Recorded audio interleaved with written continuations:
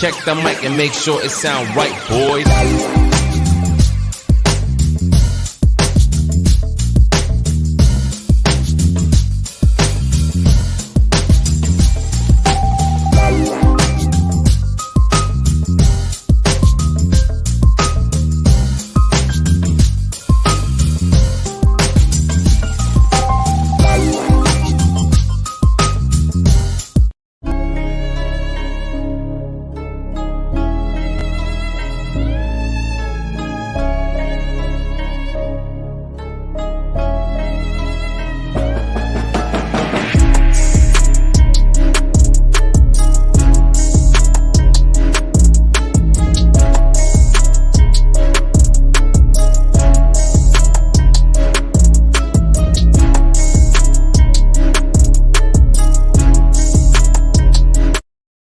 Yo, what is going on, Eagles Nation? Welcome to the AK Eagles podcast. Today, I have a very special guest with me. He is none other than Philly 500, the GOAT himself. He has no need to be introduced, but I'm going to do it anyway. He is King Dingbat. He is the man that we all call Denzel Washington, and I am glad to have him on my show. Appreciate you, big dog. Let's get into it.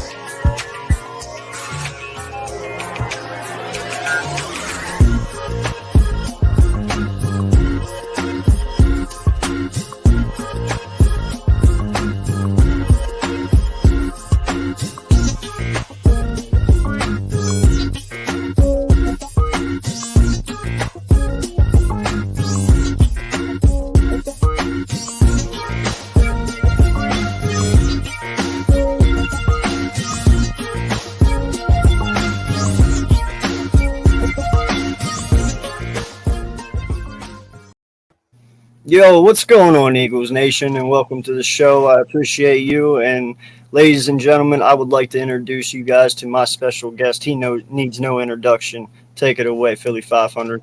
What's up, my man? Thank you for having me on. Appreciate it. Yo, everybody, how you doing? Hope everybody's doing well. Today is a big day, a great day. We're not far from training camp. Cannot wait, man. So thank you for having me on. I'm looking forward to this all day yesterday, all day today.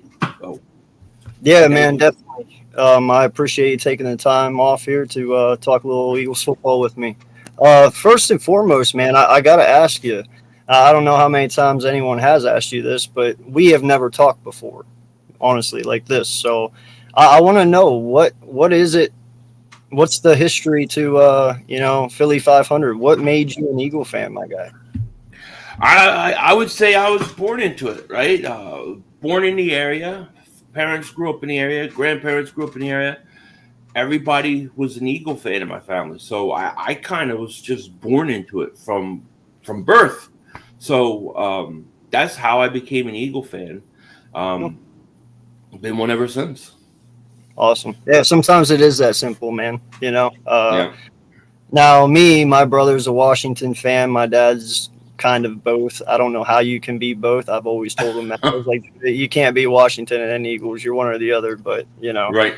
And then I have uncles who are Washington fans. I got uncles who are Bears fans. They're all spread out. So me, man, I just chose the Eagles because of Randall Cunningham. Honestly, that's childhood. That's my favorite quarterback of all time, right there. I mean, you're talking about the great Randall Cunningham. I wish a lot of people could have seen Randall Cunningham play today. Like there's a lot of people that never saw him play. And if you would have, I'm convinced if Randall Cunningham came up with Andy Reid, the Eagles win 2 Super Bowls, at least. Yeah, man, he was a remarkable player. He was the first quarterback I've ever seen do a front flip in my life, stay on his feet. Right. I mean, he's truly a remarkable athlete. Like, definitely my Vic before Michael Vick. You know what I mean? Oh, yeah, he way ahead of his time. Way ahead of his time. And not only that, like people often talk about whether he deserves to be in the Hall of Fame. I say he does because he really changed the way you look at that position. So I mean, Randall is like top 3 Eagle of all time, and and definitely my personal favorite quarterback of all time. Yeah, man. No, he should be in the Hall of Fame because people have to realize without Randall Cunningham, you don't have people like Dante Culpepper, Michael Vick, and Lamar Right. Jackson. Like these Absolutely. guys obviously idoled this man. They knew who he was, and people idol Vick the same way coming up now. So Yeah. without these guys, they are important, whether or not their stats prove it. Just to the whole thing of football, they're very important.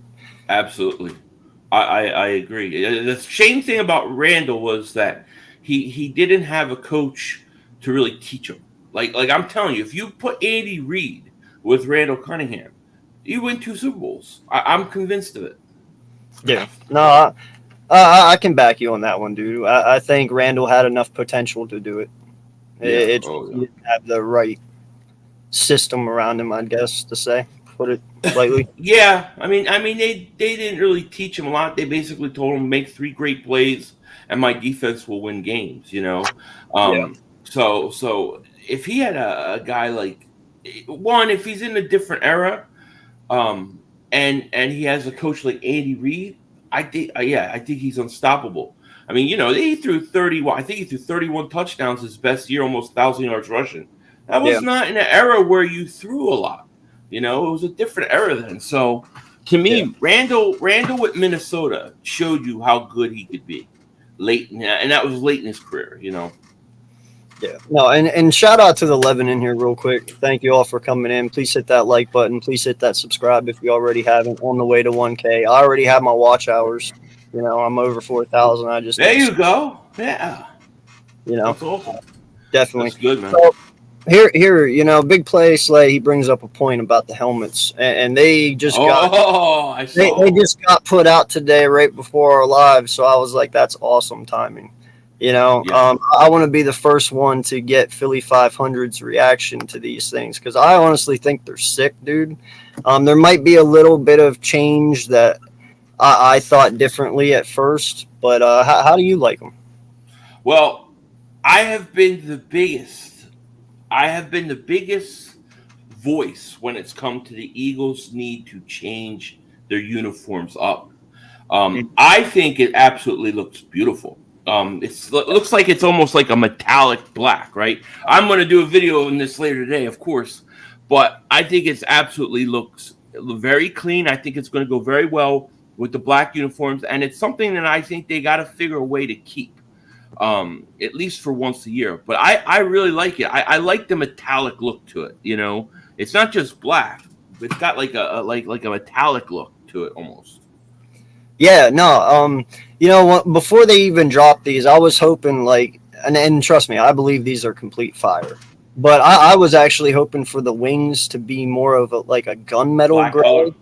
Well, a gunmetal gray, like a dark gray, but you can still see them, and then do the outline of the actual wing and either Kelly green or the regular or dark green that we have, but use that as the outline. But dude, this is sick.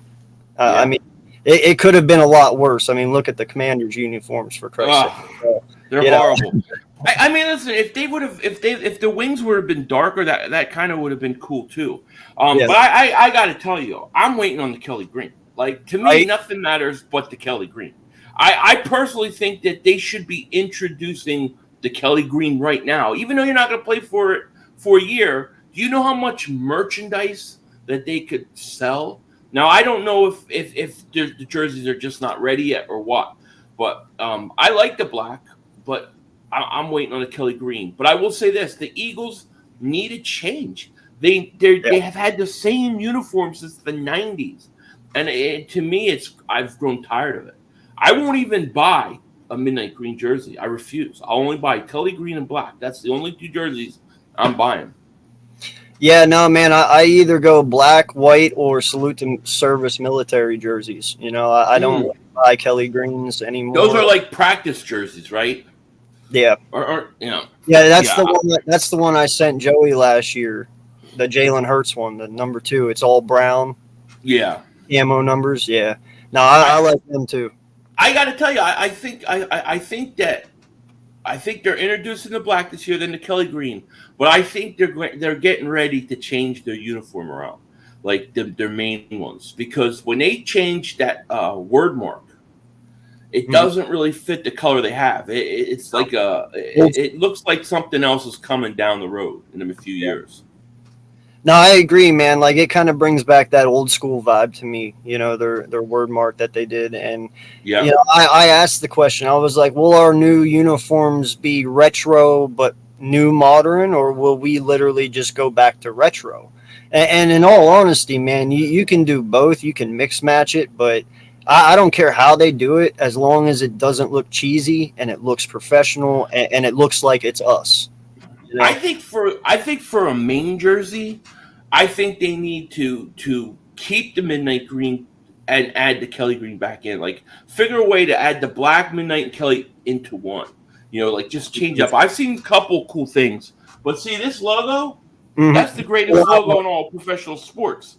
They have to get that back. I don't like this logo, and I always tell people because it's a face with an E, and I hate it. I've never liked it. They got to go back to that. Or something, or update it.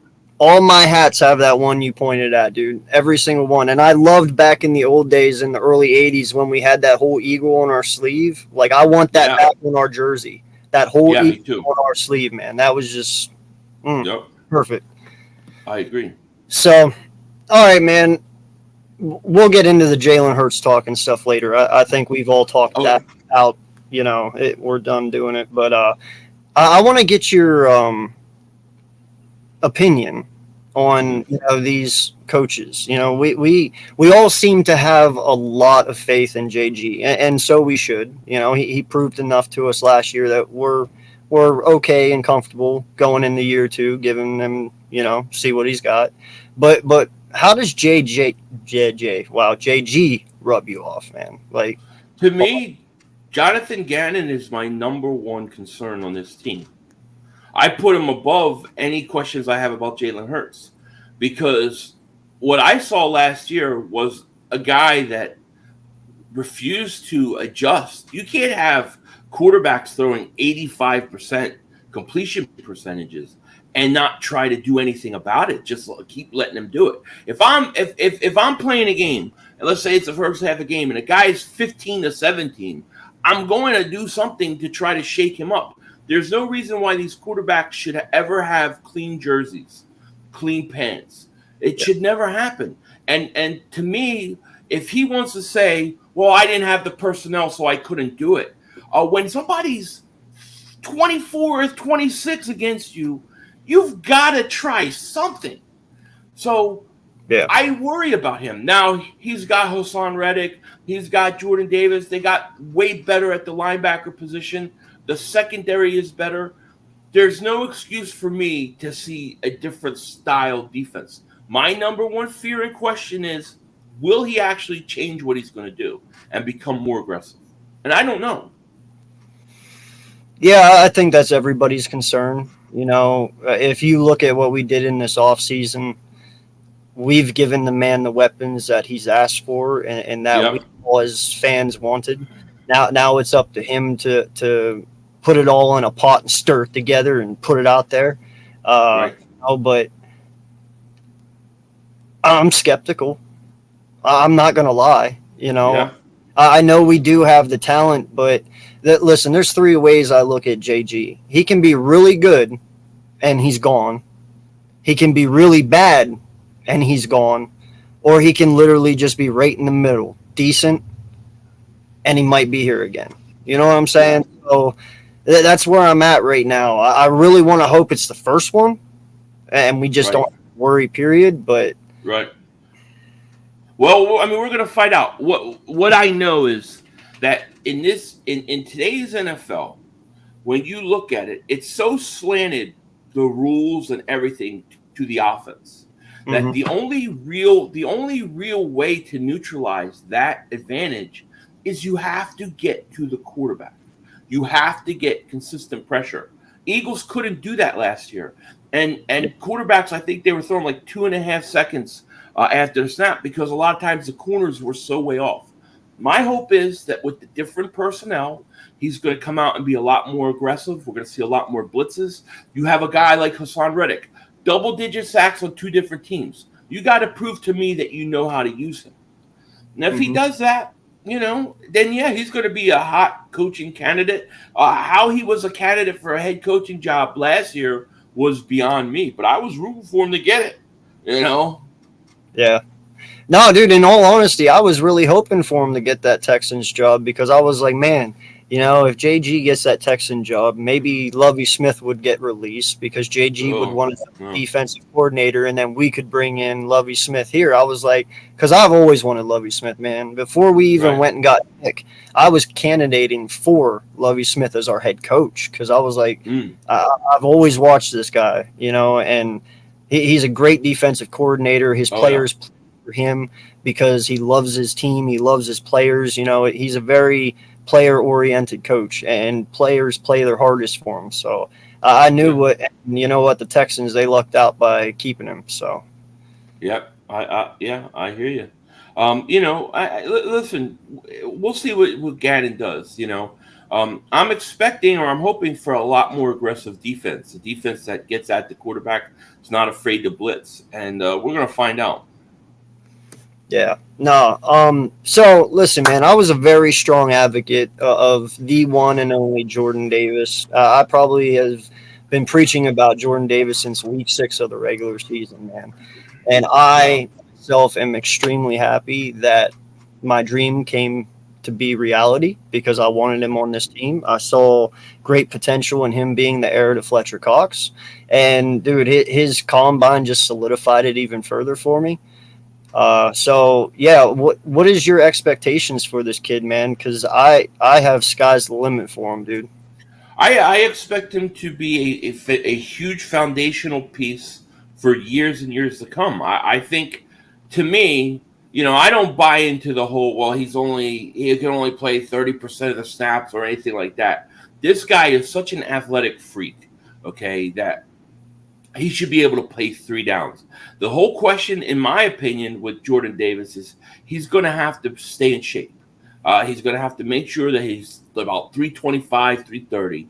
And if he plays there, I think he'll be fine, Everybody assumes he's Albert Haynesworth that played for Washington, but you don't know the guy's heart. We can't judge that yet. But I think if he stays in shape, I think he'll be a perennial all-pro defensive tackle.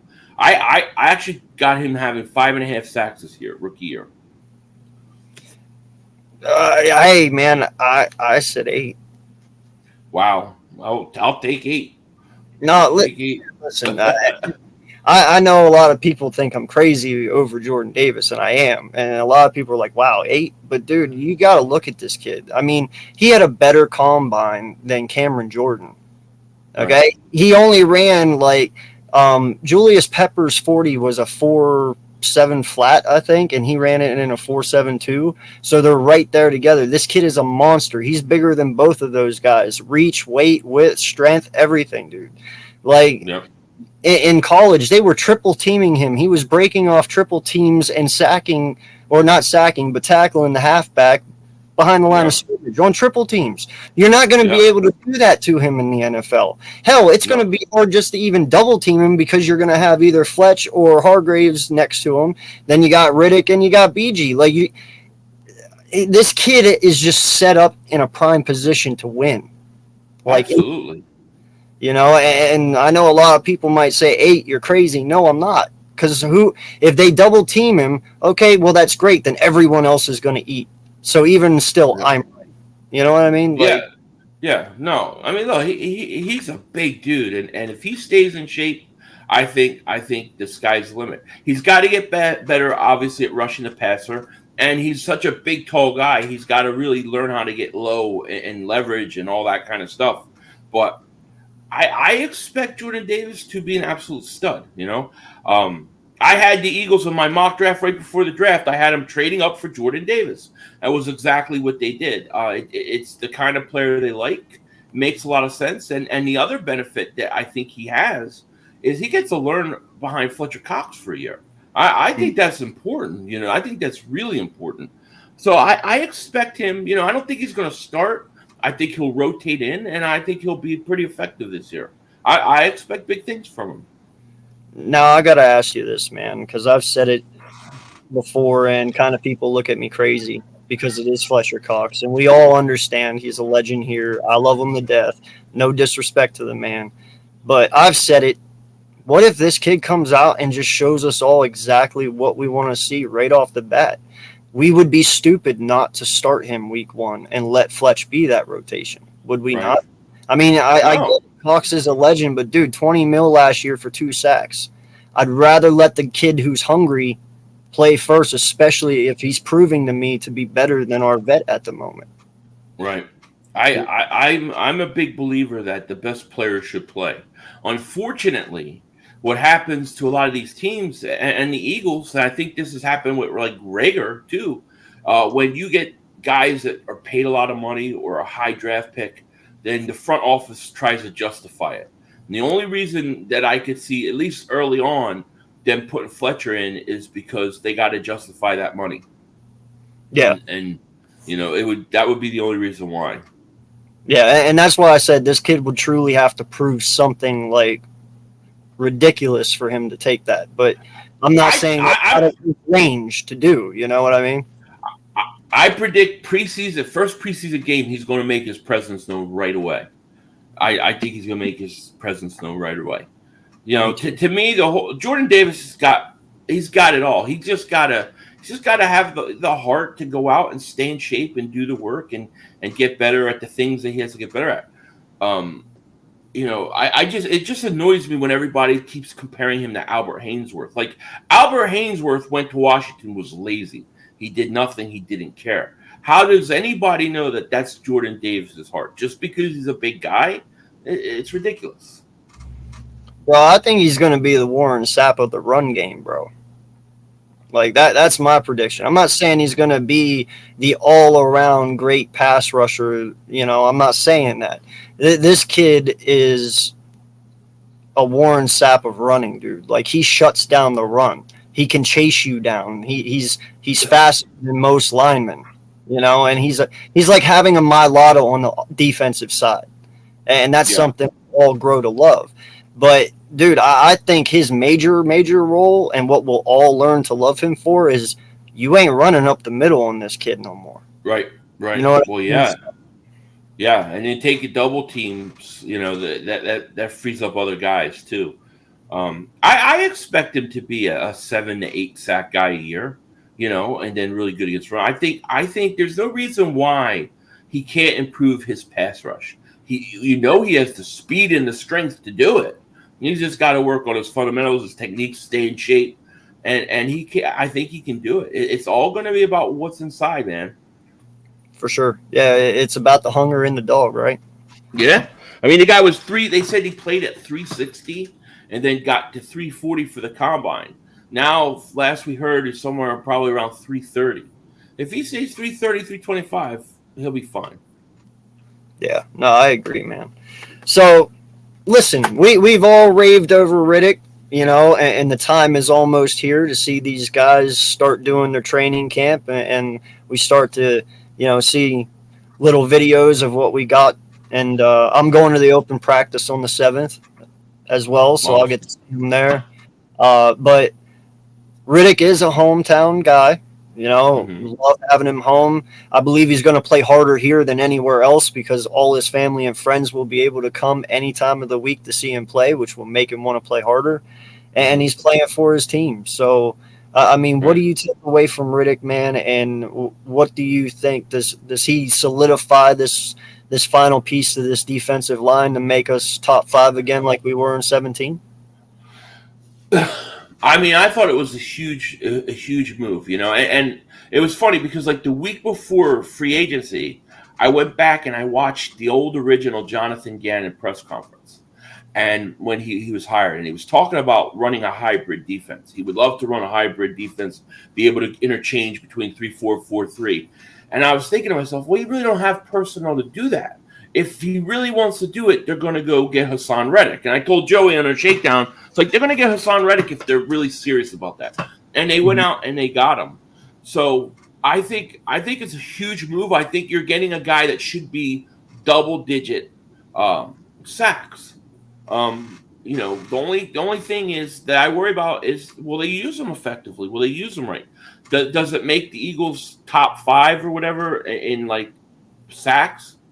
I don't know. I still think somebody else has to emerge also. Like, it can't just be all Reddick, you know. Yeah, no, I actually think that Milton Williams, man, is actually going to have a pretty stellar year this year. And what is it? Johnson, the guy we grabbed last year, Teron Johnson, yeah. Teron Johnson. I think he might, have a little bit of play. Barnett, man, I don't even want to go here. I'm really, really fed up with this guy just because of his stupid penalties. It's not much of his play, his brain. I already know who you're talking about. Yeah. I listen, man. I would love to sit here and say, dude, Barnett's gonna break out this year. He's gonna knock the bullshit off. He's gonna sit there and he's gonna come out and he's gonna do the right things, but he hasn't yet. So I'm not gonna blow smoke up your butts. I don't expect much from him because of the talent we have also added here. But do you see Barnett playing any effect into this defense whatsoever? Effective? No. I expect them to play. I expect them to get us a lot of penalties and maybe cost us a game in the fourth quarter or something like that. But I mean, Barnett has. I mean, I don't even know what his best sacks year was. Like maybe 6.5 sacks. I mean, he hasn't done anything. So I don't know how anybody can think that based upon anything we've seen that the guy can play. People keep telling me, "Oh, Barnett's gonna have a big year." You watch. I don't see any reason to believe that until he shows me it. I mean, that was to me that was the worst move of the year. Yeah, I agree, man. I was actually expecting him to sign in Jacksonville, go back with Dougie, but then we grabbed him, and I was like, "What are we doing?" Like, you had such a great offseason. What are you doing, bro? Like, right. But a lot of people, though, they forget about Josh Sweat. We still have Sweat, and Sweat, he didn't do very bad at all last year.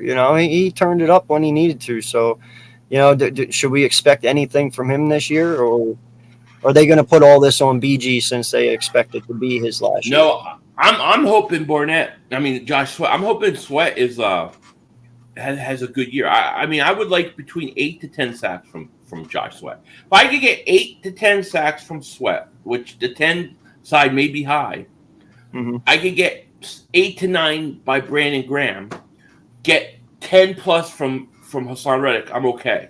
I'm okay at that point.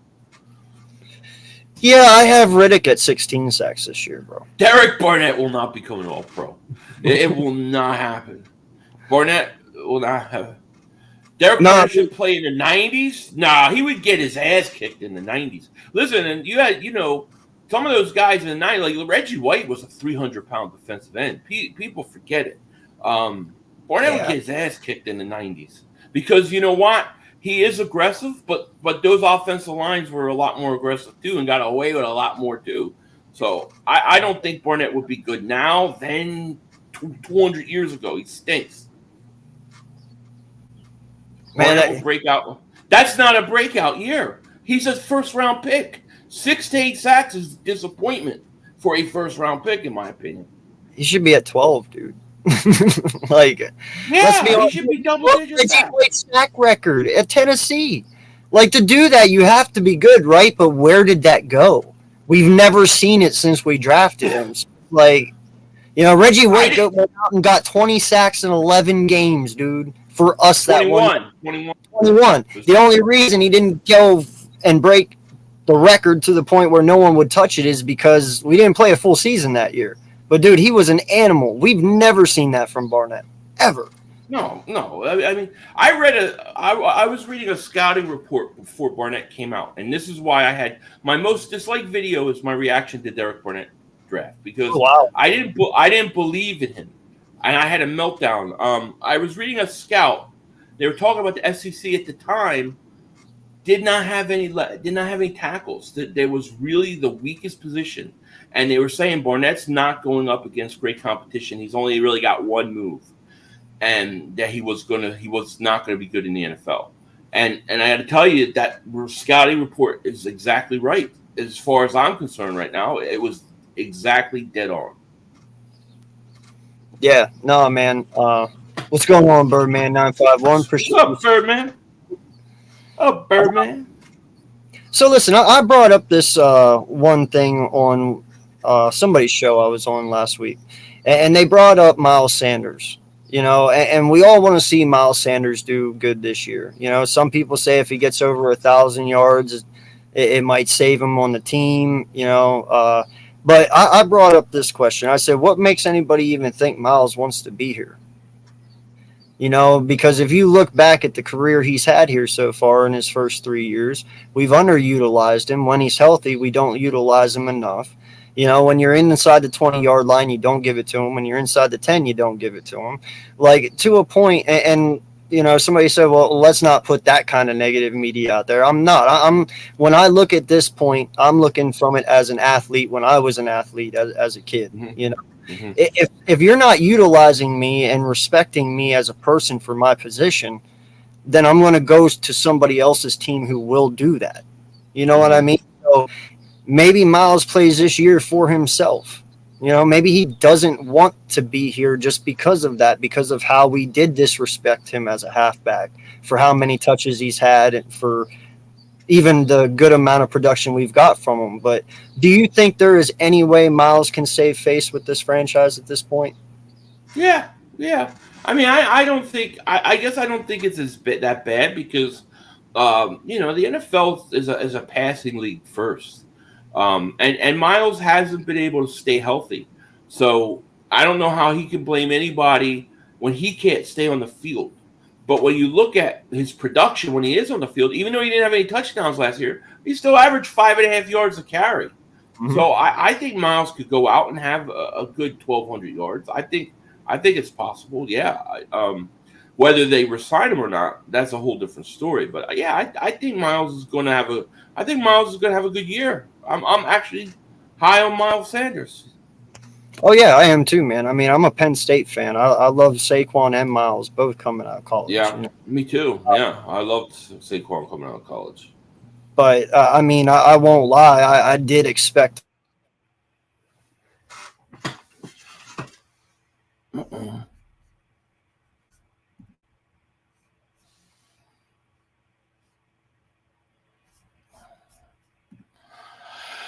don't know. Did he just disappear on me? He just disappeared on me. I don't know what happened, but I love Miles Sanders. I'll answer the chat until he comes back. I'm sure he'll be right back. Miles Sanders is going to take Marquise Brown approach. Brown didn't get the ball thrown to him because of scheme. Same thing with Sanders, plus it's a contract year for. I expect him to have a good year. There he is. You back. I guess Miles Sanders did not like me talking bad about him, so. No, you weren't even talking bad about him. No, StreamYard didn't like it, I guess, man. It's probably Derek Barnett, if we're going to be honest. There you go. Yeah, no, it just kicked me off for some reason. I don't know. It did not like it. Crap, where was I? Miles. Yeah, no, like, I really like the kid, man. I think he can really thrive here. We just got to figure out how to give him his touches. And, I also realized, too, Miles Sanders is not a Nick guy. Nick did not draft him. Like, I understand all this, but you're right. 5.5 yards per carry, dude, you cannot deny that. No. This kid, when you put the ball in his hands, he makes shit happen. So put it in his hands.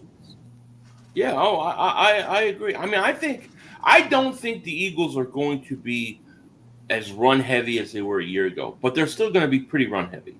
And I expect Miles to have a pretty good year, man. As long as he can stay healthy. My biggest concern with Miles Sanders is the health. Can you stay on the field? That's my biggest question. Yeah, mine too, man. And that's kind of been the bummer deal between both him and Saquon, honestly. Right. And dude, in all honesty, you said you're a Penn State fan. Look back at our history, bro. How many halfbacks truly have made it? One? Yeah. I always think Kajana Carter was a shame because I thought he was going to be really good. Yeah, but I mean, when Barkley came out, I thought, there's a generational type running back, but those injuries have really killed him. Yep, dude, he looked like it his rookie year. Bro, he looks stacked this year, dude. Have you seen his pictures? Yeah. Like no, he looks. But dude, his legs are the size of his neck now. Like he just looks like one big muscle. Like I'm not even playing. The question is will he have the speed? Because he coming back from that injury last year, he had no speed, and we'll see what he has this year. If he's too big, it'll hurt him. Yeah. And Barkley is extremely talented. Yes, he is. Yeah, and Suave, I 100% agree, bro. If Miles Sanders for some reason does not work out this year, I'm going for Bijan Robinson. Like I've liked that kid for 2 years now, and he's a great talent at halfback, man. I think Miles is going to have like 1,200 yards and going to walk, because I don't think I don't think they're going to give big money to a running back. I just don't think that'll happen. So no, we've always done halfback by committee. You know that. Yeah. I mean, yeah. I mean, yeah. I don't think he'll be back, but I mean, we'll have to see how it plays out. Now, you would probably sit up here and agree with me that halfback is probably our most aching position need right now, like a second behind Miles, correct? Like the rest of the team feels pretty comfortable. I think. Yeah, I mean, I think you need another running back, but you need a complementary running back. So I don't need another small, fast, quick. I need a big guy, a bruiser, a short yardage type back, a Jordan Howard type back, a change of pace type back. I think they need that. The other position I think they're lacking is I think they need another tight end. I don't know who the tight end number 2 is. Yeah. No, I agree. The halfback and tight end. I always forget about tight end because I'm like, well, we got Dallas Goedert, but then I'm like, oh yeah. We do. So, I don't know. I'm kind of interested to see what our rookies got. I'm interested to see what Stoll's got second year. And as you can tell, I said our rookie because I'm not trying to can't judge him. Yeah. Well, not his name. Calcaterra, is that what it is? Yeah. Calcaterra, Calcaterra, something like that. I've heard it said a couple different ways, so I'm not totally sure. Yeah, that's why I didn't say it because I don't want to look stupid. But they do need another tight end. Because I think Whiteside thing's a joke. Stoll to me was like, Richard Rodgers never stays healthy. You don't know what you have in the rookie. And Tyree Jackson, to me, is somebody that they should get and stash for a year. Stash him, keep him on IR, and just let him learn. Let him learn a whole nother year and recover. And then give him his chance to make the roster next year. But I think you need another tight end. And you could argue you need a safety. You still need another safety. That's a whole nother position. Do we know for sure Epps is the guy? Or does a guy like Jesse Bates wiggle free and you take a chance somewhere, before the trade deadline? Yeah. Listen, man, I need to say some things here about this. Dude, I understand we got J. Joel at tight end, but there's a couple things here. Okay, first off, I get it. He's a good run blocker, but there is a huge difference between blocking wide receivers and blocking defensive ends. J. Joel is going to be planted on his ass every single time. If you think for 1 second J. Joel is going to be able to take on people like Riddick and stuff like that and Sweat from, Washington and Thibs, dude, he's going to line up against these guys on the left side. And if you think he's stopping them, you're mistaken. He's just going to ran through. He's not big enough. All right. No. And secondly, you got to catch the ball as a tight end, just like you do a wide receiver. And we all know he can't do that. So what are we keeping him for? I think this is just an attempt to save face for Howie Roseman because he spent a second-round pick on the guy. If he wasn't a second-round pick, he would have been cut already. If Whiteside is going to succeed at tight end, it's going to be as a receiver, as a receiving tight end, not as a blocking tight end. I don't think he makes a team. I really look at the second tight end position. I think it's wide open, and I still wouldn't be surprised if at some point they bring somebody in. I really wouldn't. Yeah, no, and it won't hurt, man, because I like the young talent we have, but there's also some people in that room I don't trust as well, and have yet to earn that trust. So, no, that is definitely a very weak spot for us. Now the halfback, I was all for thinking of, maybe wait until the trade deadline and maybe you go out and you get a, oh man, the backup to Aaron Jones, not Aaron Jones, his AJ Dillon. You go out and get like an AJ Dillon, or like you said in one of your videos, a Kareem Hunt. But I really like what your partner in crime said, Joey. Latavius Murray, man, he's a free agent. Yeah. The guy from Baltimore last year, he did not do bad for Baltimore, in replace of Dobbs. So, I'm okay with Murray. I don't know how you feel about that, but I mean, we do have some options. Yeah. As a complimentary piece, sure. I'll tell you another name that's getting floated around as possible trade, and I don't know why, but his name's out there. It's Damian Harris, the running back from New England. I would be very interested in him. That, to me, intrigues me a lot. But whoever it is, I just think has to be complementary to what Miles and Gainwell and Boston Scott are. I think a guy like not maybe Jordan Howard specifically, but that style will work for us. AJ Dillon, I mean, that would be great, but would Green Bay do that? Well, the only reason that I even suggested AJ Dillon is because you have Aaron Jones there and AJ Dillon. I believe Dillon was drafted only a year after Jones. So, like, they're right there. One of them's going to need a contract. One of them's not getting one. So maybe he becomes available, and say Miles is having a bad year. You can literally go trade for AJ Dillon, bring him in, let him play the last half of the year, let Miles walk, and Dillon can be your starting halfback for a couple of years. Because I'd be okay with Dillon, dude. That kid is a monster. He's huge. Truly, he is. So that was my only reason for throwing him out there, because you got two halfbacks to pay, and you're only paying one. And I would say Jones is getting paid before Dillon. So yeah. I mean, somebody will wiggle free. It always happens. But the one that intrigues me the most too, man, is Kennedy Brooks. I'm behind this kid. I've watched some video on him from college. Yeah. He's not the fastest guy. He's not the strongest guy. But he has very good vision. He has very good patience. He waits for the holes. He explodes through them. He'll break you off 40-yard runs. He will get caught, but he'll break you off 40-yard runs.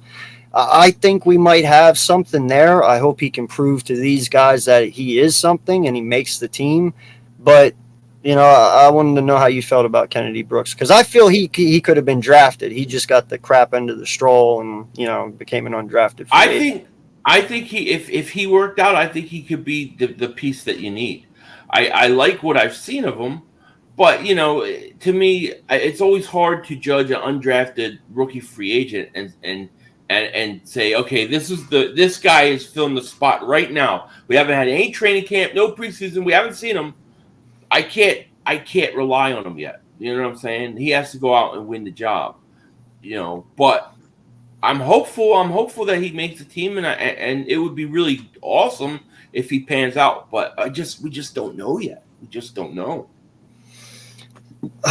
Cole, you just had to come in right now with that question, huh? I was trying to wait till the end, but we'll get to it now.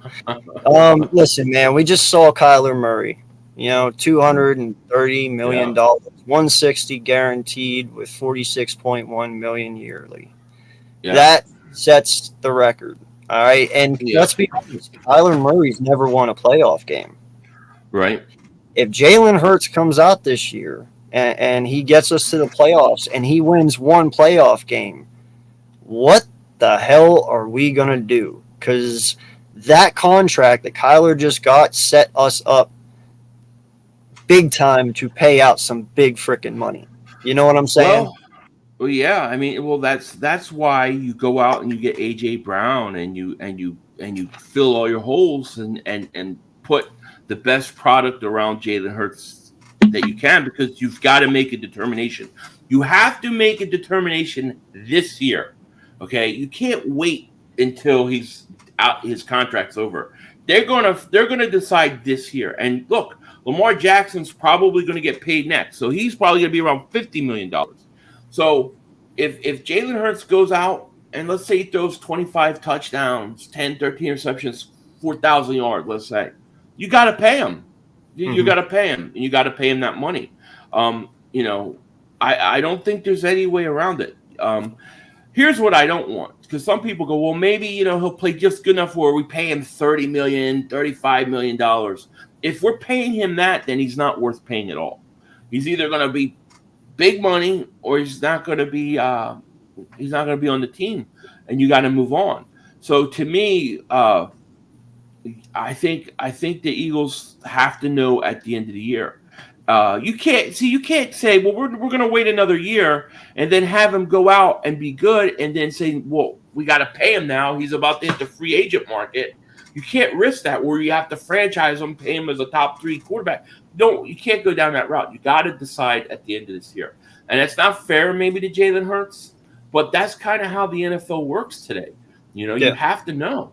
And at the end of the year, we have to know. Now, what does he have to do to get it? I don't even think it's about winning a playoff game. Team wins a playoff game, right? You could go out and he could throw 10, 15 times in the first half and run the ball and blow a team out. It's more of how everything plays out. It's more the eye test for me, That's what it's going to be about. Well, and I watched one of the actual professional analysts on YouTube that talk Eagles football. They were talking with Seth, I believe, and they asked the question. They were like, all right, you saw everything that happened with Carson Wentz and his contract and blah, blah, blah. They were like, what if this kid truly comes out at the end of this year and just bets on himself one more year? Says, no, I don't want the contract. I'm coming out one more year, and I'm trying to do something truly amazing. And then he comes, you know what I'm saying? Like, there is some people out there that speculate that maybe he doesn't feel it's enough. He can prove more, that he says, give me this next year. Well, I mean, that's a risk either way, because you're talking about a guy, denying $45 million, let's say. That's a lot of money to deny. So it would be a risk, but the Eagles can't make him sign a contract if he decides to go that route. But it would cost the Eagles a lot more money. It would cost them a lot more money. You know how it goes. Yeah. One guy signs a contract. He's the highest paid guy. Oh, a couple of years ago, everybody's freaking out about Patrick Mahomes' contract. Now his contract's like the 5th highest or something like that. It changes. Yeah. So, you wait too long, you're going to be paying him $55, $60 million. If he works out, Yeah, no. I know. I hope he just plays up to his potential and he gets the job done this year and we give him that contract. I do too. I know there's some people out there who speculate that, and they're like, well, we don't want to Carson Wentz ourselves a second time. I understand that, but that's kind of the name of the game. You got to go along with it. One way or another, it's either going to be bad or it's going to be good. But look at this. Last year was supposedly a rebuilding year for us, right? And we made the playoffs. Yeah. If we got to do that again, just know it's not going to be that bad. I mean, if you called last year a down year for us, I'll take that any day. You know what I mean? Yeah.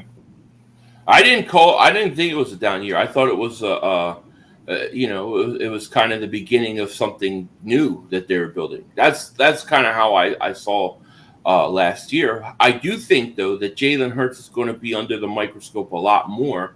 He's going to get away with a lot less this year because everybody's trying to figure out, does this guy deserve an extension at the end of the year? Yeah. And I hope he proves everyone wrong, man. I'm truly too, kid. I really am. Hey, listen, if he proves everybody wrong, then you have 2 first-round draft picks to take players that you need. If he doesn't prove everybody, if he proves that he's not the guy, or they feel they have to try to draft a quarterback, you're talking about trading possibly, the 2 first-round picks and probably a first-round pick the following year. So you're talking about 3 first-round picks, and how he's going to have to make some movements and try to jump up to get the quarterback. But Best case scenario, easiest way for the Eagles to build a Super Bowl contender is that he turns out to be the guy. So I got to root for him. You know. Oh yeah, man. And that's something people need to stop mistaking. Sometimes it's always about the name on the front, not the one on the back. You know, Always. I love this team, and I love Jalen Hurts. I love the energy he brings to this team. I love the leadership he brings to this team. But if this kid comes out and only throws for 3,500 yards, 20 touchdowns, and 9 interceptions, he's off my damn team. Yeah, Like I'm not it's signing. that simple, man. I need someone that's going to win and win now and keep winning, not someone Right. that I just hope works out in the future. I agree. I totally agree. So, AJ Brown, Yeah. got to see Got it. him in person. Honestly, Oh, that was oh yeah. awesome. Yeah, I went to that celebrity softball game of Oh, Smith's. very cool. Yeah, Definitely. Yeah. I actually got Nakobe Dean to sign my hat, Waddle to sign, and Darius That's Slay a awesome. second time. This jersey he signed already. So, Very uh, cool. Yeah. but yeah, man, he is an amazing athlete, dude. I'm not gonna lie. He's Yeah. he's bigger than he looks on TV. We'll put it that way. Yeah. Um, Yeah. a lot of people question if we're going to still run, if we're going to pass more. I believe we're going to be right in the middle. We're going to run because we can't forget our roots. We were the best run offense last year. Hmm. So we got to continue to do that and to build off that. But we also have to inquire more passing as well, be more balanced than what we were. So what do you think of A.J. Brown, what he brings to this team, and what are you excited to see from him? And do you think he'll have over 1,000 yards? Let's see. I thought it was a tremendous move. It was a great move. I think so far he has been everything that you could ask for. Just the way he stuck up for Jalen Hurts, the way he kind of rephrased and settled everybody down after Miles said what Miles said. I think he's shown great leadership. I think he's a great addition. I think that at the end of the day, Devontae Smith's going to have more yards and catches. I think Devontae Smith, a lot of people are sleeping on, Yeah. and a lot of his numbers are going to be up. I think because he's got AJ Brown on the other side, but I think you have the potential of at least. I think you have the potential of 2,000-yard guys because I do think the Eagles will pass more than they run this year. I think it'll be like 60-40 pass to run. I think they're going to, hopefully they, in my opinion, Hurts runs less, throws a little more. But I expect with the talent around them to throw more. I still think they'll run, and I still think they'll run a lot. I just think I think they're going to throw more. Yeah, no, I do too, man. This is the year that Jalen needs to prove it, like you just said a little bit ago. They already know what he can do with his legs. Now it's more about what can you do with your arm. How good's your ball placement? Can you throw wide receivers open? Can you deliver in those serious moments? Right. I don't think he's going to have an issue because, like I said, there is nothing stalling this man. He has no wife. He has no kids, as far as I know. Right. Football 24/7, 7 days a week, 365 days a year. That's all this kid has to focus on. And obviously, that's all he does. He's not Carson Wentz going out hunting during the offseason. He's focused on his craft. He's doing what he's supposed to. He's only going to get better, and he's only going to go as far as Jalen wants to go. Right. And the sky's the limit for him. But we also, as a team, have to help him. We can't Carson Wentz this kid to where we give you nothing but expect everything from you. And so far we've done that. We've given him AJ. We gave him Smith. I'm hoping it's Zach Pascal in the slot and not frickin' Rager. Or even Quez at this point. Whoever No wins. Rager. Get Rager the hell out. Not even a punt return Rager. I don't even want that. Like, just No. keep him on the sideline. But you got a lot of weapons, man. A.J. Brown, Smith, Quez, Pascal, Goddard, Miles. Like, dude, this offense should be unstoppable. And when I mean unstoppable is yak yards, speed, obviously, because we all seen AJ Brown's pretty fast. You know. Yeah. Do you see this offense being one of the top 10 in the NFL this year? Potentially, yeah. I think they have all the weapons around them offensively to do it. They've got receivers, they got a tight end, they got running backs, and they got one of the best offensive lines of football. So they potentially have the potential to be. It's all about Jalen Hurts. You know what he can do. You know, I love the idea of moving AJ Brown around, even and put him in the slot at times. Put Quez on the outside. We'll see what Pascal does as well. But they've got weapons. As long as Hurts can play good and play well, yeah, I think they're top 10 offense. No question. Yeah, and you know, that's something too, right there, that Slay said. In all honesty, man, if he doesn't even hit 1,000 yards this year, I don't care, because AJ Brown's presence is kind of how Amari Cooper did for Dak and CD. You know, just having AJ Brown out there is an automatic threat. People have to be aware of where he is. They have to acknowledge him. They have to respect him. He's going to just open up the field for everyone else. So even when he's not getting the ball, he's doing his job. Right. Yeah, I agree. I think you're going to have out of AJ Brown, Devontae, and Goddard, I think 2 of the 3 get 1,000 yards. I think 2 of the 3 will, and then 1 will be around 800, 900 yards. That's what I hope. Yeah, I like that, man, and I'll be the first to tell you, I think it's going to be Smith with 1,000. I do too. I think that is because how much focus defenses are going to put on AJ. There's going to be games where AJ is not going to be able to do a lot, and Smith will have to do everything. Yeah. Yeah.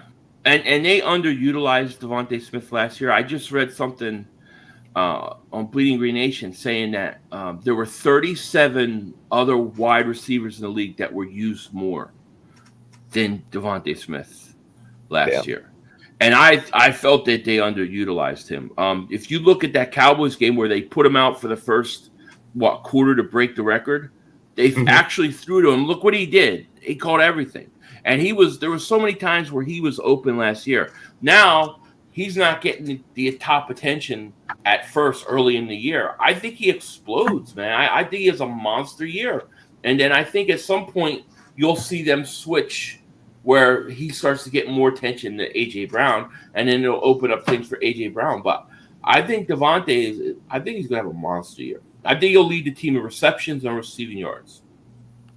Hey, I can back that, dude, and I would love to see that. You know, there's no reason that Devontae Smith can't do a CD Lamb and toast these CB2s. You know, I mean, they think CD's a number 1. We think Smith's a number 1. So there's resemblance should be there. But man, I was going somewhere with that. Sorry, brain fart. But yeah, no, I really feel that this offense is Miles is kind of right to a point when he said that, even though we all hated to hear it. You know, I think this offense has something special about them. You know, did you see the video of Nick in the video that came out of Nick from the Eagles? No, I didn't see it yet. No. Dude, he's awesome. He's a motivator. He gives you props where you have to give the players props, and he just politely and kindly teaches them when they mess up. You know, he doesn't degrade them. He doesn't make, as far as you can tell, you know, in the video, but you can tell he's connected. They're all connected. And that's something that's truly going to make this offense pop, because when you have Jalen who can drop back and take 3 steps back and let go of the ball and know my receiver will be there as soon as it gets there. He didn't have that last year, in my opinion. You know, he didn't have trust between these guys like he should this year, because there was times he would step back and maybe he held it longer because he wasn't sure. You know, there was a lot of things that went wrong last year. I don't expect those to happen this year. I expect everyone to be on point, and it's like Nick preaches, it's fundamentals. You know, if you all come out here, you learn your fundamentals, and you're not the ones that don't screw up, you win this game. How many games lost on stupid penalties? Ask Derek Barnett. We know. So Yeah, yeah. I would say I I liked what I saw from Nick Sirianni last year. He's, I got to see more this year, but I thought the way that they changed that offense around to really go run heavy, I thought that was a big deal. He kind of swallowed his pride in that, and so I respected that. oh, that's what I wanted to bring up, man. All right, so I read an article at the end of last season. Somebody was wondering because they said Jalen Hurts obviously is a stronger thrower going to his right. Obviously, he's right-handed, so you're going to have that, and he's weaker on his left side. So somebody was wondering why they just didn't automatically line Smith up on his right side each and every time. That's a Put great question. your strongest wide receiver on your quarterback's strongest side. That way, because that's the way he always looks first, because that's his strongest side of the field. So why did we have him on the left? Well, you got that now because AJ Right, Brown's left. So right. that's something I wanted to bring up. Why? It's a great question. I don't know, but I do know that I felt that they did not treat and look at Devontae Smith as the number one receiver at times. To me, it felt like that. It felt like he was underutilized, and he was always open, and they did that.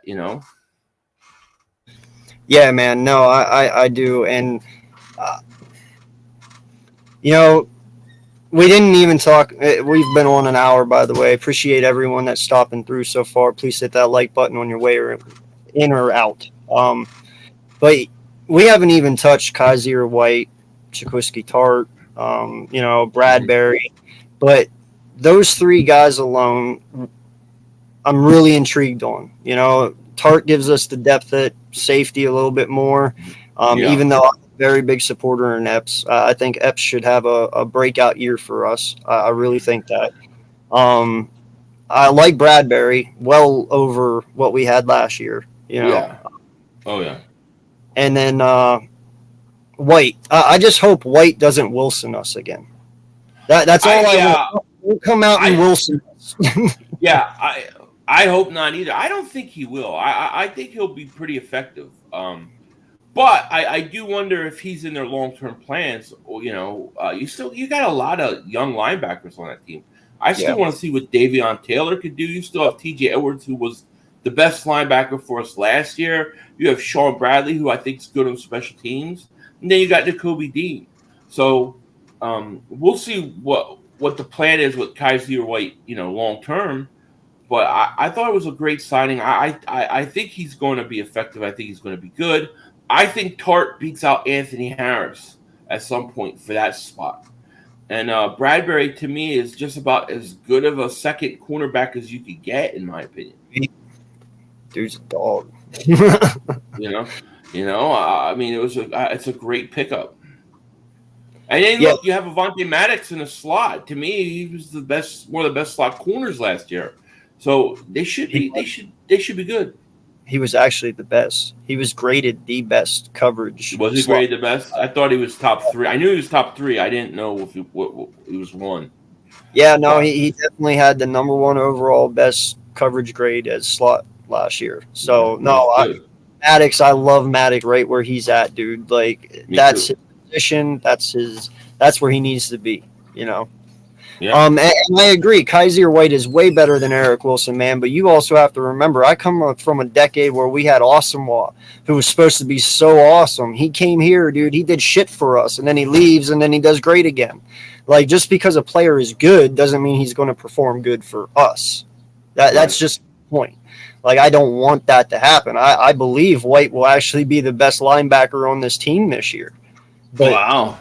yeah, I think he's a very big underdog. I think the Riddick signing overshadowed his, because Riddick is such a big name guy. But dude, White is going to completely shock a lot of people this year. Truly. Yeah. I don't agree with Big Play Slay. I don't think Anthony Harris is way better than Tart. I'm sorry. I think Tart's more versatile. I think he's better in pass coverage. Anthony Harris is not what he was a few years ago, in my opinion. I don't even see where that is. I do not agree with that. No, I think Tart's better. listen, I think Tart gets a lot of crap for that interception he dropped in that game Right. to make them lose. Yeah. He played on that defense all last year. Now, granted, I did not watch a lot of them, but to get to where they got, though, he had to have been effective some sort, some way. You know, so I will take what we got. I'm not gonna be greedy, and I just hope it works out. And trust me, JG had a say in that. I hope. I truly hope he did. Because if he wanted him, that means he knows what he wants to use him for.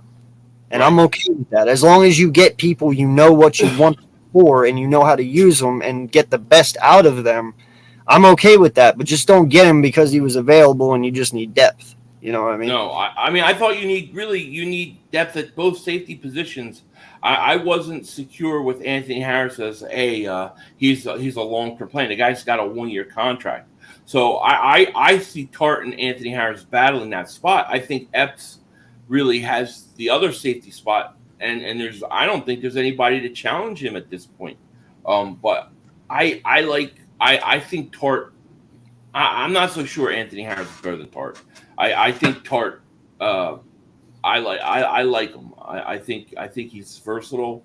Not saying he's a long-term plan, but I think he's a slight upgrade. How old is Tart? I think he's 29 or 30. 29, 30? 29. Yeah. So he's veteran enough. Okay. Yeah, he's veteran. He's been in deep playoff runs, right? He's been there. So yeah, I like him.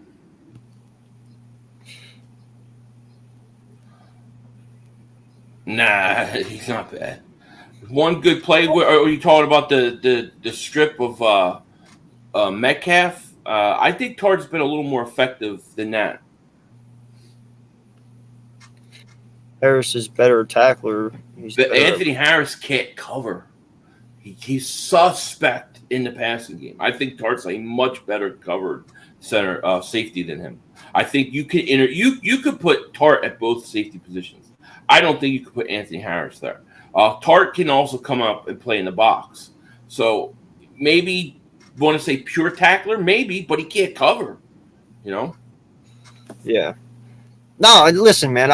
I'm okay with both of them. I mean, listen, there were times that I watched Harris play last year, and he was flying to the ball on run plays, dude. And like the very first game against Atlanta, dude, he came flying in the television and wiped out the halfback. I was like, who the hell is that guy? Like, I didn't even realize who it was at first. I was like, damn, he's actually pretty quick sideline to sideline. But we could have worse. That's kind of the point I'm getting at here, guys. Like, yeah, we got Harris and we got Tart, but there's teams out there who have way worse safety players than what we do. So I'm not going to complain. Right. No. I'm just saying I think Tart's going to win that spot at some point during the season. May not be early in the season, but I think at some point during the season he's going to win that spot. Oh, okay. So your theory is Epps and Tart? Yeah. I love it. By week 10, Epps and Tart. I love it. That's what I think.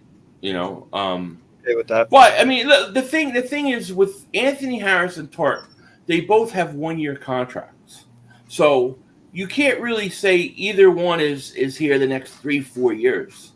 We're going to need safeties that are going to be here for a while.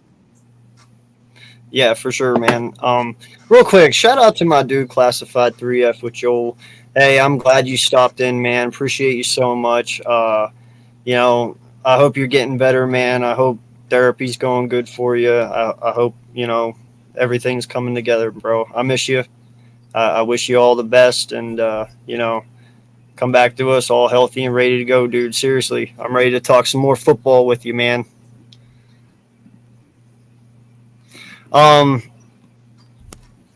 Yeah, no, so all right. Mm-hmm. What is Philly 500's just premature record prediction for this year. Because I mean, if you need it, I got it. This is hard. This is hard because if I'm going to be honest with you, there's nobody that scares me on this schedule. Like, there's nobody that's scared. Like, there's not. It's not like last year where I go, oh, they're not beating Tampa on Thursday night. They're not beating Kansas City. I don't think they could beat the Chargers. I look at this schedule and I say, there's nobody that they can't beat. Now, they're not going to win every game. We know that you always lose games that you should win and vice versa. But if I'm going to be somewhat realistic, I'm going to say about 11 wins, 11 or 12 wins, realistically. Best case scenario, 13 wins. But I think that the Eagles should win at least 11 games. I think that anything other than a NFC East championship, winning their division is a letdown. If they make the wild card, to me, it's a letdown. They got to win a division and get a home playoff game. So I'll say between 11 and 12 wins. Yeah. No, I'm right there with you, man. I would say probably the worst defense you're going against this year is Week 8. All right. First off, Pittsburgh's defense, dude, is disgusting. I mean, you got a man like TJ Watt over there, dude. It's going to be a great game, and it's going to be a battle. I can't wait to see it. I would say Pittsburgh has the best defense we're going to face this year. Colts and Tennessee, they're going to battle it out for probably the second best, and then you got Green Bay after that. Well, that's the hardest 3-game stretch, the Colts, Green Bay, and Tennessee. You got the second week 2, you got the Vikings, right? But I don't trust Kirk Cousins in primetime. So I think that's a home opener. I think the Eagles are going to win that game. I think they lose week 3 to Washington, though. We always seem to split with Washington. Okay. I think that Washington beats us the first game, and then I think that we may lose that Arizona game,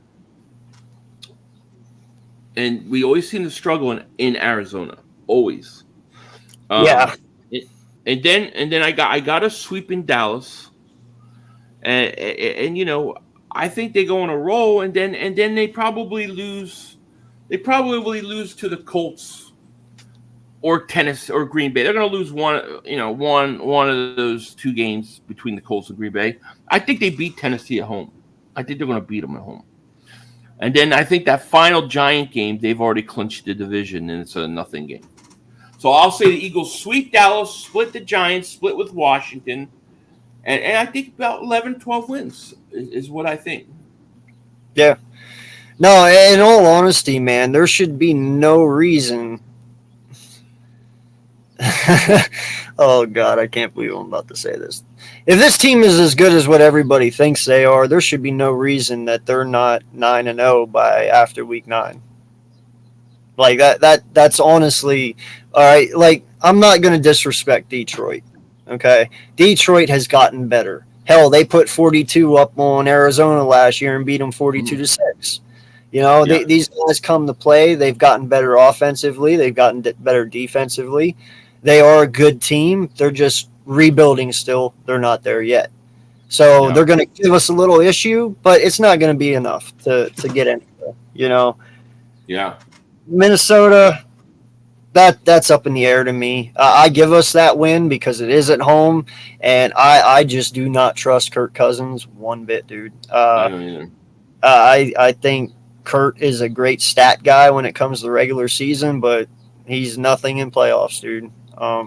So, we'll see what happens there. They got a new head coach. Not sure how that's going to work out yet. So I give us 2-0 there. I'm never giving a win to Carson. So we'll just, I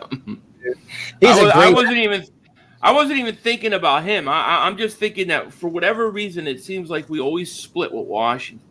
Yeah.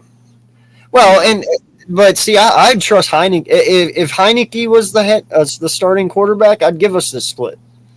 But dude, we all know how Wentz is mentally, man, and half of this team was here when he was here, so we'll know how to get into his head mentally. Like, it'll be a mind game. It should be okay. Yeah. Well, Nina Alston's going to the Cardinals game, so then maybe they will win that game. We'll change the luck there. I like it. Because we've struggled in Arizona in the past. We just have.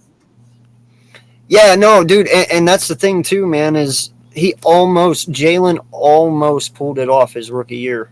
He did. What, he had 325 for 5 touchdowns. I mean, he almost pulled that off, dude. But our defense. Last Eagles game I went to was in Arizona, and Chip Kelly was the coach, and we got destroyed, and he wound up losing his job. I think that week after or something like that. But yeah, we always seem to have a hard time in Arizona, not at home against Arizona, but in Arizona. So wait a second, Slay. Justin Jefferson is their number one now, right? It's not Thielen anymore, or Thielen's still number one? I think Thielen's still there. I think Jefferson's the guy. Yeah, because if that's the case, if Justin Jefferson moves up to number one, then he's going to take on Slay. So that means Jefferson's going to stone cold kill Slay, and then Bradberry will have to take on Thielen. I can trust them both for the most part. I feel way better having Bradberry out there this year than Nelson. I do. I don't trust Kirk Cousins in prime time. So that's my hope. But Minnesota's dangerous. I don't think there's any question about it. Yes. But prime time.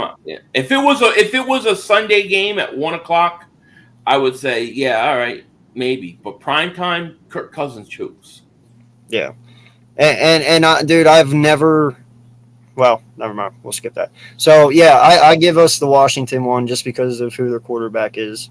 I know they got a lot more talent, but dude, in the end, if Carson needs to come back, odds are he probably ain't going to. Jacksonville. That one intrigues me. I pray to God I can get tickets to that game because I want to go, honestly. I've always respected Doug as a head coach. I was sad to see him go, but I know he's going to do good things in Jacksonville. He'll probably end up being their best coach they ever had, in all honesty.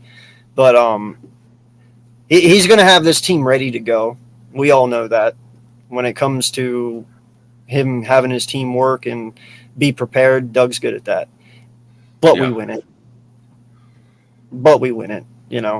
Trevor Lawrence is going to have a heyday back there, dude. Trying to defend off of these guys, I don't think it's going to happen.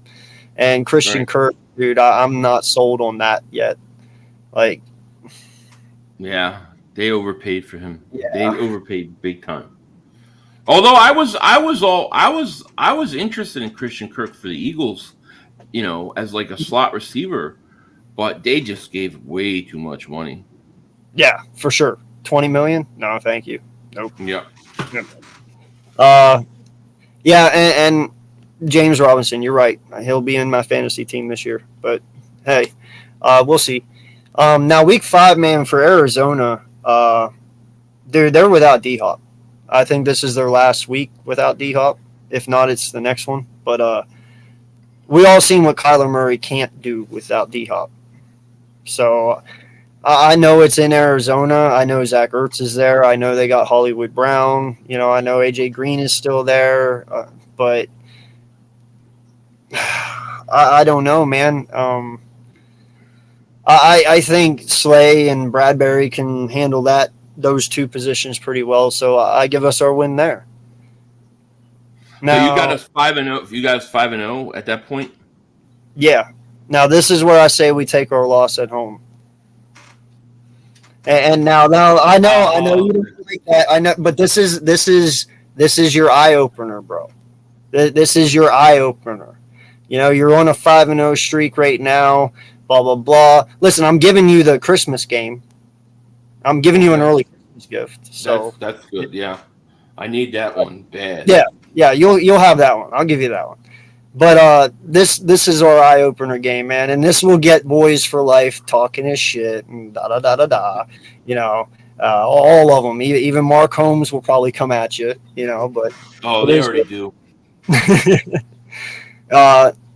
And then week 8, man, like I said, that defense is ridiculous. But Offensively, I'm not sure what they got yet. I know Mike Tomlin's one hell of a coach. He'll have it all ready to go, but I still think we can beat them. That's my wife's team as well, and we've beat them the last 3 years we've played them. I still need to keep that same respect, so we have to win that game. And then Texans, they've gotten better, but they're still the Texans rebuilding. Washington, we win that again. Colts, I say we lose that one to the Colts at home. They're home. Jonathan Taylor is still Jonathan Taylor. Matt Ryan's not Carson Wentz. He'll make sure the throws are there. They got a very good defense. I'll give them that one. Mm-hmm. I have us losing to the Titans, I think. I have to go back and think. Yeah, I think I have us losing to the Titans. And the only reason I have that is I know a lot of people are sleeping on the Titans, but I wasn't going to give it to Green Bay after them losing D-Hop. But the Titans' defense isn't actually that bad. Their defense is their strong suit. And if Derrick Henry's still healthy, man, I get it. Their wide receiver core got depleted because we took A.J. Brown from them, but I still believe in Tannehill. I don't think people give Tannehill enough props for being a good quarterback. I think he's actually pretty decent. He's not the best. He's not the worst. He's qualified, Mm-hmm. So we'll see what happens there. New York, we win. And then the Bears, we win. Dallas, we're going to keep sweeping the Saints. Until you can stop my quarterback, I'm never letting you win. Well, they got to go. They got to play Philly in January 1st in cold weather. In Philly. So I think the Eagles win that game. Yeah, and also your defensive lineman can grab his soul on our 20-yard line when he's here too. Right. I want that first round pick. That's another loss. That helps us. Yeah. Even though the Saints are going to be pretty. They actually should be a playoff team, man. But I don't like Winston. Winston is why I don't give it to him. So yeah, we'll see what the Saints do. Saints could be, to me, they could go either direction. They could be a playoff team, and they could stink. I don't know. They got Kamara for 5 weeks. Michael Thomas is already still physically unable to perform. Going into training camp. And we'll see. Winston has a lot of talent, but he's very inconsistent. There's a lot of picks, and Sean Payton's not there. I think that matters. So I'm not sure. The Saints could go either way as far as I'm concerned.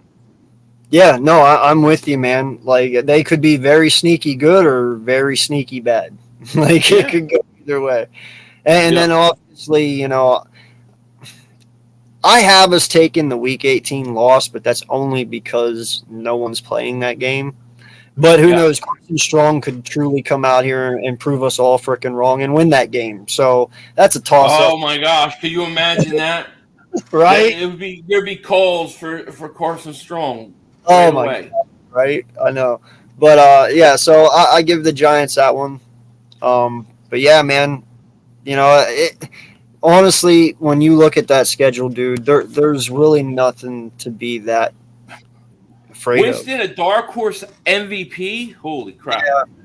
I can't see that. That you should bet that. Well, you're too young to bet that. But, man, I can't see that. He'll bet it for you. I'll bet it for you. But I mean that's very hard for me to believe. Winston got talent. Huh? Who is your dark horse MVP, if you don't mind me asking? Dark horse, I haven't even really thought about it yet. I don't even know if this is a dark horse, but I'm gonna say Josh Allen. Would that even be a dark horse candidate? I mean, no. Rodgers won the last two, right? Dark horse. Let me think. Somebody dark horse. It has to be a quarterback because they tend to win. They tend to win it. Man, I got to think about it. I've got to think because I think Josh Allen, Herbert. I don't think those are dark horses. Like, man, maybe it's Jalen Hurts. I don't know. I would love that. That'd be awesome. No, dude, mine. It's Derek Carr. You That's an know, interesting one. That's an because, interesting. I thought a Carr, but that division is so stacked. and that's why he's a dark horse, bro. Yeah. Because everyone is lining the Raiders right now. Everyone's talking Kansas City, you know, and the Broncos and the Chargers, and it's like, bro, D Hop and Derek Carr played together in college. D Hop had 1,800 yards receiving his senior year with Carr. Like, that chemistry is there, and they have Waller and they have Renfro, you know, and they got Josh Jacobs back there in the backfield. Their offensive line is not that bad. Their defense is not that bad. Like, they're being slept on. I think that's a great one. I think I like that one because you know in that's going to be such a fun division to watch. Yeah, I like that one. Now, I will say this. If I do have one that I'm going to pick that's not a quarterback, TJ Watt. I think he's going to have more sacks this year. Yeah, I think he's going to have more. Wow. I think he breaks it this year. I do. He tied it last year. There's no reason he can't break it. Very hard to do that 2 years in a row, but we'll see. If he breaks it, then he's got to be a candidate. It's just hard for me to imagine anybody but a quarterback in today, the way the NFL is structured, winning it. You know, I think a guy like Josh Allen, Herbert, I think it's going to be somebody like that wants to winning it. Mahomes, you know, it depends. You know, I still think Mahomes going to have a big year, even though he lost Tyreek Hill. I don't think it matters. So I expect it to be a quarterback. Yeah, you know, and there is some people out there that feel like that, man. Some people don't even look at MVPs as being worthy to look at stat-wise to know if someone's better or not, because everybody always gives it to the quarterback. They always give it to the quarterback. Always. To where last year, bro, it could have been Jonathan Taylor or TJ Watt. They both deserved it as much, but they gave it to A-Rod. MVP means valuable player. That means most valuable player to that team. You're telling me Aaron Rodgers was the most valuable player out of all 32 teams for his team last year? I don't think so. 2 years in a row. Taylor? No, actually 3. He's back-to-back-to-back, A-Rod is. So that's what I'm saying. I think Reggie had 21 sacks. It was 21 sacks in 11 games, not 20. 21. 21. Just got to make sure we give Reggie all the credit. Yeah, for sure. That one sack matters. But it does. It does. It really does, man. That one sack can break you, you know? But no, in my opinion, though, it should have been TJ or Taylor last year. I mean, what about Cooper Kupp was pretty damn good. Yeah, dude. Yeah. You know? Yeah. So that's always been a joke to me. MVP's like most popular player. Yeah, well, I like the whole all-pro rookie, maybe not rookie year, but MVP is always, in today's NFL, it always seems like it's the quarterback. You know, I would like to see another position win it. That's for sure. But they're going to have to do something truly ridiculous, like break 2,000 yards receiving or some shit to get that. You know what I mean? Yeah. It's going to be tough. So, well, hey, man, we are going on an hour and a half here. I do appreciate you taking the time to come in and talk, man. And I don't want to hold you up too long, but I mean, is there anything you want to ask or have any questions, you know, that? No, I appreciate you having me on, man. I just want to thank you. I had a blast, and I look forward to doing this again. Yeah, no doubt, man. And I appreciate you as well. And, you know, God bless you and your family, man. I hope everything's going okay over there. And, you know, everybody out there, appreciate you for watching. We still have 18 people in here. Thank you guys so much. Please hit that like button on your way in or way out. It is a really, really hot day on the East Coast here. So stay hydrated, stay safe, stay in the AC. You know, don't go get yourselves hurt. But, yeah, man, it's going to be a great start to the season, I believe. And what you said, training camps in 3 days or It's July 26th. So Yeah, I think we're getting like 5-6 days. Yeah, 5 days, 4 days now actually. So yeah. can't So wait. Ready. news is going to start being able to break, and we won't have to talk about the same old stuff all the time. I'm so ready. I mean, you can only talk about the same stuff so much. You know, it's time for this thing to get going. You got Mike sick. That's what I told. I texted him yesterday. I'm like, I hope I didn't get you COVID through the computer because I had COVID like the week before. So, I was like thinking, man, can COVID be transmitted through electronics? I think I might have got Mike sick. Well, I had it 2 weeks prior to you guys getting it, but you didn't get it.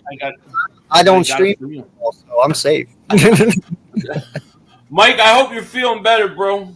Definitely, Mike. I hope you're feeling better, man. Hope the kids are doing good and the wife. So, yeah, man. Appreciate you coming on, dude. You want to give thank you. Words and shout out? What's that? You want to give any final words or shout outs? No, just let's get this thing going. Thank you for having me on, and I appreciate it, man. It was a lot of fun, so thank you. Yeah, and thank you, man. Appreciate it. So, anyway, guys, you all have a great start to your weekend. I appreciate everyone for tuning in. This is the AK Eagles podcast with my special guest, Philly 500. Here in a couple hours, I will have another GOAT and another one half of the Joey Shakedown. The Philly Shakedown, sorry. Philly Shakedown. Philly Shakedown. Yeah, no, I had Joey running in my head, and it just kind of went together. So, Joey Shakes will be on here at 5 p.m., so hope to see you all. Tell them Philly 500 said don't be late for Shakedown this Saturday. No more late. All right, I'll let him know, man. Yeah, tell him. He's always late. All right, appreciate you guys. You have a great day. Peace out.